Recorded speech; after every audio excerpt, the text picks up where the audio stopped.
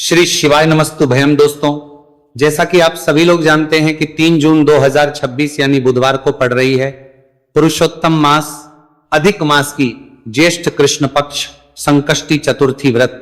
और दोस्तों, यह वह तिथि है जो पुरुषोत्तम मास में पड़ने वाली सबसे बड़ी तिथि है, क्योंकि यह पुरुषोत्तम मास में पड़ने वाली है और इसका बहुत ही बड़ा और विशेष महत्व होता है। पूज्य गुरुजी ने कहा है कि अगर कभी भी मौका लग जाए और पुरुषोत्तम मास की चतुर्थी तिथि बुधवार को पड़ जाए तो आप लोगों को 7 हरा दुर्वा का उपाय तो अवश्य ही करना चाहिए। इन दोनों का संयोग बहुत ही कम आता है। इसी के साथ में गुरुजी ने अपनी शिव पुराण कथा में बताया है कि इस दिन आपको 7 दुर्वा का उपाय तो आपको अवश्य ही करना चाहिए, क्योंकि ऐसा दिन पूरे साल में सिर्फ एक ही बार आता है। और दोस्तों, आप सभी लोग जानते हो कि बुधवार का अगर सबसे बड़ा उपाय है तो वह 7 हरा दुर्वा वाला उपाय है। तो दोस्तों, इस प्रंजी ब्राजी बुधवार चतुर्थी तिथि के दिन आप लोगों को इस 7 हरा दुर्वा वाला उपाय को जरूर करना है। बहुत सारे लोग होंगे जिन लोगों ने इस उपाय को ना किया हो, मतलब पूरा साल निकल गया, उन्होंने किसी भी दिन इस 7 हरा दुर्वा वाला उपाय को ना किया हो। पर दोस्तों, आपके पास एक आखिरी मौका बचा हुआ है जो कि 3 जून के दिन है। तो इस दिन आप लोगों को इस वाले उपाय को जरूर कर लेना। भले ही आपने पूरे महीने भर इस उपाय को ना किया हो, पर अगर आपने इस पुरुषोत्तम मास के बुधवार चतुर्थी तिथि के दिन अगर इस वाले उपाय को कर लिया तो आपको इस उपाय को करने का वह फल मिलेगा जिसकी आपने कभी कल्पना भी नहीं करी होगी। इसीलिए आप लोग इस वाले उपाय को एक बार जरूर कर लेना है, ताकि आप लोगों के हाथ से यह मौका ना जा सके और आपको इस उपाय को करने का फल मिल सके। दोस्तों, यह उपाय पंडित जी ने अपनी अभी ही शिव महापुराण की कथा में बताया है, जिस उपाय को आज हम आपको बहुत अच्छे से समझाने वाले हैं। इस वीडियो को देखने के बाद इस उपाय को समझने के लिए आपको कोई और वीडियो को देखने की जरूरत नहीं पड़ेगी। तो चलिए दोस्तों, उपाय को शुरू करते हैं। देखिए, यह इस पुरुषोत्तम मास के बुधवार चतुर्थी तिथि के दिन यह इतना खास होता है, इतना महत्वपूर्ण होता है। देखा गया है कभी कभी बड़े बड़े पूजा पाठ अनुष्ठान से जो मनोकामना पूर्ण नहीं होते, वहां में बड़े बड़े पूजा पाठ अनुष्ठान से पुरुषोत्तम मास के बुधवार चतुर्थी तिथि के दिन एक छोटे से उपाय करने से ही आपकी मनोकामना पूर्ण हो जाती है। और बहुत सारे लोगों ने इस उपाय को किया भी है और उनको इस उपाय को करने का फल भी जरूर मिला है। अगर आप लोग भी इस उपाय को करना चाहते हैं तो आप इस उपाय को पहले अच्छे से समझ लेना, सुन लेना, उसके बाद करना। आपको इस उपाय का फल जरूर ही, और इस उपाय को कर लेने से आपके घर में चाहे किसी भी प्रकार की दुख और समस्या क्यों ना चल रही हो, आपको उसका कारण भी नहीं पता है कि भाई यह समस्या किस कारण से चल रही है। उसका कुछ भी कारण हो सकता है, जैसे इसे पितृदोष हो सकता है या किसी भी तरह का मंगल दोष भी हो सकता है। तो इस दिन आप लोगों को यह वाला उपाय कर लेना है। यह एक ऐसा उपाय है जिस उपाय को अगर किसी विशेष दिन पर किया जाए तो भाई उस विशेष दिन का जो है वो तो मिलता ही मिलता है। पर हमने उस दिन पर इस उपाय को किया है तो हमें उससे भी बड़ा फल मिलता है, और फल बहुत जल्दी मिलता है, क्योंकि आप इस उपाय को बहुत ही बड़े और विशेष दिन पर कर रहे हो। तो चलिए अब उपाय के बारे में बात करते हैं, लेकिन उससे पहले आप लोगों को यह जानना आवश्यक है कि आखिर यह उपाय किस समय करना है, किसको करना है और कैसे करना है। तो चलिए हम आगे आपको वीडियो में एक एक करके बता देते हैं। उससे पहले अगर आप लोग हमारे चैनल पर पहली बार हैं तो हमारे चैनल को सब्सक्राइब करना ना भूलें, और अगर आपके पास कोई सवाल है तो आप हमें कमेंट बॉक्स में बता सकते हैं। और अगर आपको हमारा वीडियो पसंद आया है तो आप हमें लाइक और शेयर करना ना भूलें। और अगर आपको हमारे चैनल की जानकारी चाहिए तो आप हमें फॉलो कर सकते हैं। और अगर आपके पास कोई प्रश्न है तो आप हमें कमेंट बॉक्स में बता सकते हैं। पहली बार आए हैं या फिर मेरी आवाज आज पहली बार सुन रहे हैं तो हमारे चैनल को सब्सक्राइब जरूर कर लेना, और इस वीडियो को करके कमेंट बॉक्स में श्री शिवाय नमस्तुभयम ओम नमः शिवाय जरूर टाइप कर देना। तो दोस्तों, इस 7 दुर्वा वाला उपाय को हमें इस बुधवार चतुर्थी तिथि के दिन कैसे करना है, किसको करना है, किस समय करना है और कहां पर करना है, ये सारे सवालों के जवाब आपको इस वीडियो में मिल जाएंगे। और जो ये वीडियो देखेगा भाई उसको 7 हरा दुर्वा वाला उपाय जरूर करना चाहिए, क्योंकि इस दिन 7 दुर्वा का भी बहुत ही बड़ा और विशेष महत्व होता है। और जब बात आ जाए हरा दुर्वा की तो ये सोने पर सुहागा वाली बात हो जाती है, और ये एक बहुत ही बड़ा उपाय हो जाता है इस बुधवार चतुर्थी तिथि का। तो अब दोस्तों, इस 7 हरा दुर्वा वाला उपाय को आखिर करना किसको है, सबसे पहले हम लोग वो बात जान लेते हैं। तो देखो, घर की जो बड़ी माताएं बहनें होती हैं, उन माताओं बहनों में से कोई भी एक बड़ी माता बहन इस वाले उपाय को कर सकती है। और दोस्तों, अगर आप चाहें तो अपने घर में से सभी सदस्यों भी इस उपाय को करवा सकते हैं। अगर किसी व्यक्ति की खुद की कोई मनोकामना है, खुद की कोई दुख और परेशानी है जो कि वह अपने लिए ही करना चाहता है इस वाले उपाय को, तो वह खुद अपने लिए भी कर सकता है। बाकी अगर कोई घर में से ऐसा है जो कि अपने पूरे घर परिवार की सुख और शांति के लिए यह वाला उपाय करना चाहता है, तो भाई वह भी कर सकता है, उसमें भी कोई दिक्कत वाली बात नहीं है। कहने का मतलब यह है कि इस उपाय को हर सदस्य भी कर सकता है और पूरे घर परिवार के सदस्य के लिए घर की बड़ी माताओं बहनों में से कोई एक माता बहन भी कर सकती है। माताएं बहनें अगर घर में उपस्थित ना हो या वह ये वाला उपाय ना कर पा रही हो, तो फिर घर का कोई बड़ा सदस्य भी इस सातहरा दुर्वा वाला उपाय को कर सकता है, चाहे फिर वह पुरुष ही क्यों ना हो, उसमें कोई भी दिक्कत वाली बात नहीं है। अब दोस्तों, जो अगला प्रश्न निकल कर आता है वह यह आता है इसको लेकर कि आखिर इस उपाय को हमें किस समय करना है, सुबह के समय करना है कि शाम के समय करना है। तो देखो, इस वाले उपाय को आप लोग सुबह के समय भी कर सकते हो और शाम के समय प्रदोष काल में भी कर सकते हो। अब अगर आप पूछो कि भाई सबसे उत्तम समय कौन सा रहेगा इस सातहरा दुर्वा वाला उपाय को करने का, तो हम आपसे बस यही कहेंगे कि इस उपाय को आप सुबह के समय करेंगे तो ज्यादा बेहतर होगा। बाकी अगर प्रदोष काल के समय भी करेंगे तो भी अच्छा होगा, उसमें कोई भी दिक्कत वाली बात नहीं है। तो अब दोस्तों, जो अगली सबसे बड़ी और महत्वपूर्ण बात आती है वो ये आती है कि सुबह अगर हम उपाय को करेंगे तो हमें कितने बजे से लेकर कितने बजे तक के बीच में करना है, और शाम के समय प्रदोष काल में करेंगे तो हमें कितने बजे से लेकर कितने बजे के बीच में करना है। तो देखो, सुबह जितनी जल्दी हो सके आप उपाय को करने की कोशिश करना। बाकी अगर कारणवश लेट भी हो जाओ, थोड़ी देर भी हो जाए, तो 10 या 11 बजे तक भी आप उपाय कर लेना, पर 12 बजे से ज्यादा देरी ना हो, ठीक है, इस बात का ध्यान रखना। उसके बाद में दोस्तों, अगर शाम के समय प्रदोष काल की बात करें, प्रदोष काल का जो समय है होता है वो शाम के 6 बजे से शुरू हो जाता है। मतलब शाम के 6 बजे से लेकर शाम के 6 बजे से रात के 8 बजे के बीच का जो समय होता है, यह समय प्रदोष काल का समय होता है। तो इस उपाय को 7 या 8 बजे के बीच में भी कर सकते हो। मैं आप कभी भी इस वाले उपाय को कर सकते हो, उसमें कोई भी दिक्कत वाली बात नहीं है। तो अधिक मास का महीना ही है जो आपको धन दौलत पुण्य दोनों ही देने वाला है। अधिक मास के महीने में तुलसी का पूजन करके श्री हरि विष्णु से जुड़े हुए कुछ उपाय करके आप अपने जीवन की निर्धनता, धन से जुड़ी समस्याएं, कर्जे से जुड़ी समस्याओं को हमेशा के लिए दूर कर सकते हैं। भगवान विष्णु को तुलसी अति प्रिय है, इसीलिए उनकी पूजा में भी विशेष रूप से हम तुलसी का उपयोग करते हैं। और बिना तुलसी दल के, बिना तुलसी मैया के श्री हरि विष्णु की पूजा और उनका भोग दोनों ही अधूरे होते हैं। इसीलिए अधिक मास के महीने में ऐसा उपाय आपको बताने वाले हैं जिसे करने से श्री हरि विष्णु की असीम कृपा आपको मिलेगी और मां तुलसी से ऐसा आशीर्वाद मिलेगा, जीवन का हर दुख, हर कष्ट, गरीबी, निर्धनता, कर्जे से जुड़ी समस्याएं, सब कुछ ही आपके जीवन से दूर हो जाएगा और सुख, समृद्धि, धन, वैभव, ऐश्वर्य सब कुछ आपको अपने जीवन में आसानी से मिलने लगेगा। तो चलिए बात कर लेते हैं कि कौन सा उपाय है, तुलसी के पौधे में कौन सी चीज आपको रखनी है और इस उपाय को किस समय करना है। देखिए, सबसे पहले तो आपको बता दें कि अगर आपके घर में तुलसी का पौधा नहीं है तो अधिक मास के महीने में एक तुलसी का पौधा अपने घर में लाकर जरूर लगाए, क्योंकि अधिक मास के महीने में जो लोग अपने घर में तुलसी जी का पौधा लाकर लगाते हैं, मां तुलसी का पूजन करते हैं, कभी भी मां तुलसी उनके घर में निर्धनता नहीं रुकने देती है।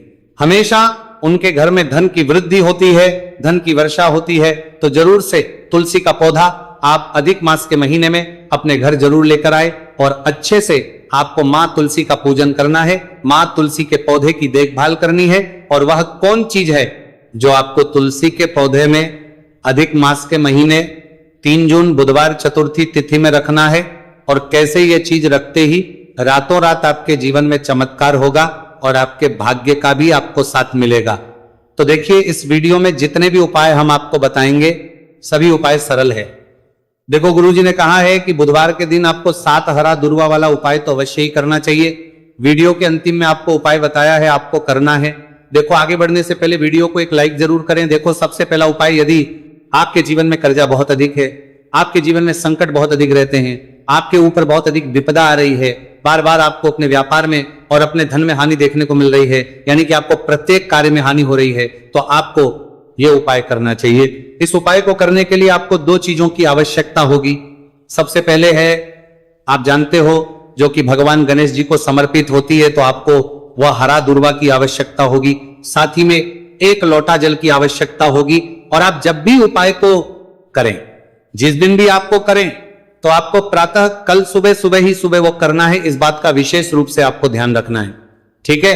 तो आपको एक हरा दूर्वा लेनी है। अगर आधा हरा दूर्वा भी मिल जाती है तो भी कोई दिक्कत नहीं है, बस आपको हरा दूर्वा है। अगर ज्यादा ना मिले तो उस स्थान पर एक हरा दूर्वा भी ले सकते हैं।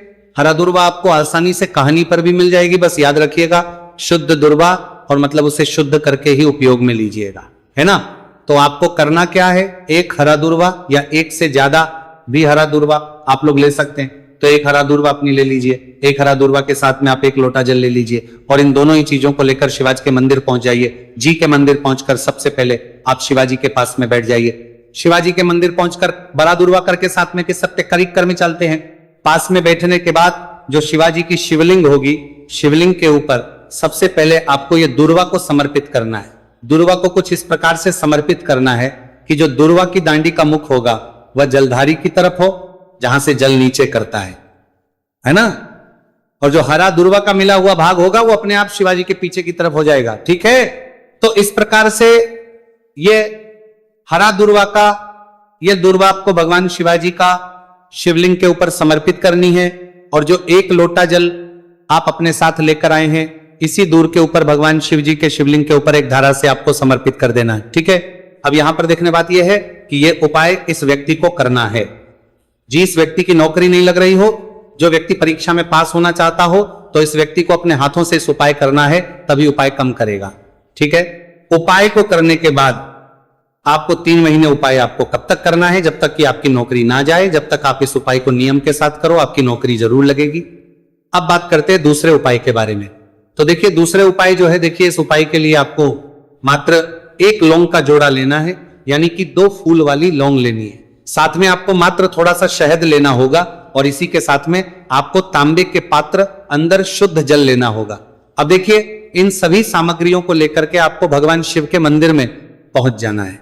देखिए ये उपाय आप सुबह से लेकर शाम तक कर सकते हैं। तो वे सबसे पहले तो आपके पास जो 2 फूल वाली लौंग है, उन्हें आपको शहद के अंदर अच्छे से डुबो है, यानी कि दोनों लौंग पर आपको अच्छे से शहद का लेपन कर देना है। अब आपको जो आपके पास एक लोटा जल है, सबसे पहले तो उसे शिवलिंग पर धीरे धीरे समर्पित करना है, और श्री शिवाय नमस्तु भयम इसका जाप करते हुए समर्पित कर देना है। अब आपके पास जो 2 फूल वाली लौंग है शहद से, उसे आपको शिवलिंग पर अर्पित करना है, और आपको प्रार्थना करनी है कि जीवन में जो रोग की स्थिति है वह समाप्त हो, जीवन के जो संकट और समस्याएं हैं वह सभी समाप्त हो, जीवन से जो कर्ज की समस्या है वह समाप्त हो। इस प्रकार से प्रार्थना करते हुए ये जो 2 फूल वाली लौंग ही शहद संयुक्त, इस आपको शिवलिंग पर अर्पित कर देनी है। आपकी जो भी समस्या होगी इस बुधवार के दिन अवश्य ही समाप्त हो जाएगी। तो इस प्रकार से आपको पहला उपाय करना है। अब हम बात कर लेते हैं दूसरे उपाय के बारे में। देखिए ये उपाय आपके लिए सर्वश्रेष्ठ होने वाला है। देखिए इस उपाय के लिए आपको चाहिए होंगे 5 हरा मूंग के दाने, और मूंग के दाने कहीं से भी खंडित नहीं होने चाहिए, इस बात का ध्यान रखें। और इसी के साथ मैं आपको एक तांबे के पात्र के अंदर अपने घर से शुद्ध जल 1 लोटा जल ले लेना है। अब दोस्तों इन सभी सामग्रियों को लेकर के आपको सीधे पहुंच जाना है भगवान शिव के मंदिर में। देखिए इस उपाय को भी आप सुबह भी कर सकते हैं और शाम के समय में भी कर सकते हैं। देखिए भगवान शिव के मंदिर में पहुंचने के बाद आपके पास जो 5 हरे मूंग हैं, उनमें से पहला जो हरा मूंग है, आपको शिवलिंग के सामने जो नंदी महाराज होते हैं और उनका जो पैर उठा हुआ होता है, वहां पर आपको पहला हरा मूंग समर्पित करते हैं, और आपको श्री शिवाय नमस्तु भयम इसका जाप कर लेना है। फिर आपको दूसरा हरा मूंग लेना है, और शिवलिंग पर जो श्री गणेश जी वाला स्थान होता है, वहां पर आपको ये दूसरा हरा मूंग समर्पित कर देना है। यानी कि शिवलिंग के सीधे तरफ आपको ये दूसरा हरा मूंग समर्पित करना है। और फिर आपको ओम गण गणपते नमः या फिर ओम श्री गणेशाय नमः इसका जाप कर लेना है। तीसरा, हरा मूंग का दाना आपको भगवान शिव की सबसे प्रिय पुत्री माता अशोक सुंदरी वाले स्थान पर समर्पित करना। शिवलिंग की जो जलाधारी होती है, जहां से जल बह करके आता है, उसी जलाधारी के बीच में जो कहीं कहीं उठी हुई लाइन होती है सांप की आकृति के रूप में, वहीं पर आपको तीसरा हरा मूंग समर्पित करना है और फिर आपको ओम नमः शिवाय इसका जाप कर लेना है। अब दोस्तों, चौथा जो हरा मूंग है उसे आपको भगवान कार्तिकेय जी का जो स्थान होता है शिवलिंग पर, वहां पर आपको ये चौथा हरा मूंग का दाना समर्पित कर देना है और आप ओम नमः शिवाय इसका जाप कर देना है, लेना है। अब दोस्तों, आपके पास जो पांचवा और अंतिम हरा मूंग बचा हुआ है उससे आपको उससे जल के पात्र के अंदर डाल देना है और इस हरे मूंग से युक्त जल से आपको भगवान शिव के शिवलिंग का अभिषेक कर देना है। जल आपको बिल्कुल धीरे धीरे समर्पित करते जाना है और लगातार आपको शिव महापुराण के मूल श्री शिवाय नमस्तुभयम इसका जाप करते रहना है। फिर आपको शिवलिंग के आगे बैठकर, यदि आप अपने बच्चों के लिए यह उपाय कर रहे हैं, यदि आप अपने बच्चों की बुद्धि ज्ञान और विवेक के लिए उपाय कर रहे हैं, तो उसके लिए आपको प्रार्थना कर लेनी है, या फिर व्यापार में वृद्धि करने के लिए यह उपाय कर रहे हैं तो उसकी कामना करते हुए आपको प्रार्थना कर लेनी है, या फिर अपनी नौकरी के लिए कर रहे हैं, या फिर अपने इंटरव्यू के लिए, या फिर धन की प्राप्ति के लिए कर रहे हैं। जिस भी कामना के लिए आप उपाय कर रहे हैं उसे परिपूर्ण करने के आपको महादेव से प्रार्थना कर लेनी है और फिर आपको वापस अपने घर आ जाना है। पूज्य गुरु जी ने कहा है कि जो भी व्यक्ति इस उपाय को कर लेता है तो यकीन मानिए आपके जीवन की जो सारे संकट, कष्ट और बाधाएं ही वह सभी समाप्त होंगे। अब हम बात करते हैं अगले उपाय की। इस उपाय के लिए आपको एक दीपक लेना है। दीपक आप मिट्टी का भी ले सकते हैं और शुद्ध आटा मढ़कर उसका दीपक भी आप तैयार कर सकते हैं। अंदर गोलबाती का प्रयोग करना है और दीपक के अंदर आपको शुद्ध घी का प्रयोग करना है। इसी के साथ में आपको मात्र एक फूल वाली लौंग लेनी होगी। अब ये एक दीपक और एक फूल वाली लौंग लेकर के सीधा आपको पहुंचना होगा बरगद के वृक्ष के। वहां पर देखिए, सबसे पहले तो आपके पास जो एक फूल वाली लौंग है उससे आपको बरगद के वृक्ष की जड़ में समर्पित करना है। देखिए, अगर आपके जीवन में कोई भी बड़ा संकट आने वाला है, कोई बड़ा कष्ट आने वाला, तो वह इस उपाय के माध्यम से दूर होने वाला है। महादेव की विशेष कृपा रहेगी कि जो भी संकट आपके जीवन में आने वाला होगा वह भी दूर हो जाएगा। तो आपको एक लौंग समर्पित करनी है बरगद के वृक्ष की जड़ में, और वहीं पर आपको जो है गोल बाती वाला दीपक जो आप लेकर के गए हैं उससे भी वहां पर प्रज्वलित कर देना है, वटकेश्वर महादेव का स्मरण करते हुए। देखिए, जब भी आपको जीवन में इस साल लगने लगे कि आपके जीवन में कुछ भी अच्छा नहीं चल रहे, तब भी आपको इस उपाय करना है। तो इस प्रकार से आपको ये उपाय करना है। अब हम जान लेते हैं चौथे विशेष उपाय के बारे में। देखें, यदि आपके विवाह में, शादी में कोई भी समस्या आ रही है, यदि आपका जो कर्ज है वह दिन पर दिन बढ़ते ही जा रहा है, तो आपको यह चमत्कारी उपाय करना चाहिए। कोई भी समस्या अगर जीवन में है तो उसे दूर करने के लिए आपको यह उपाय करना चाहिए। मंगल दोष से जुड़ी हुई समस्या भी है तब आपको यह उपाय करना चाहिए। देखिए, इस उपाय के लिए आपको एक तांबे के पात्र के अंदर अपने घर से शुद्ध जल लेना है और इसी के साथ में आपको एक चुटकी लाल चंदन लेना होगा। अब आपको क्या करना है कि जो लाल चंदन आपने लिया है उसे आपको उससे जल के पात्र के अंदर डाल देना है और ये जल जो है आपको लाल चंदन से युक्त तैयार कर लेना है। और ये लाल चंदन से युक्त जल आपको भगवान शिव के मंदिर में लेकर के पहुंचना है, लेकिन उपाय भी आप सुबह से लेकर के शाम तक कर सकते हैं। अब दोस्तों, ये जो लाल चंदन से युक्त जल है, इससे आपको भगवान शिव के शिवलिंग पर धीरे धीरे अर्पित कर देना है और आपको लगातार श्री शिवाय नमस्तुभयम इसका जाप करते रहना है। देखिए, यदि आपके जीवन में विवाह से जुड़ी समस्या चल रही है तो आपको मंगलेश्वर महादेव का स्मरण करना है, और जीवन में अधिक कर्ज की समस्या है तो आपको आर्यन मुक्तेश्वर महादेव का स्मरण करना है। देखना, एक दिन आपकी सब तरह की समस्या जल्दी ही समाप्त हो जाएगी। तो इस प्रकार से आपको ये चौथा उपाय करना है। अब हम जान लेते हैं। तो दोस्तों,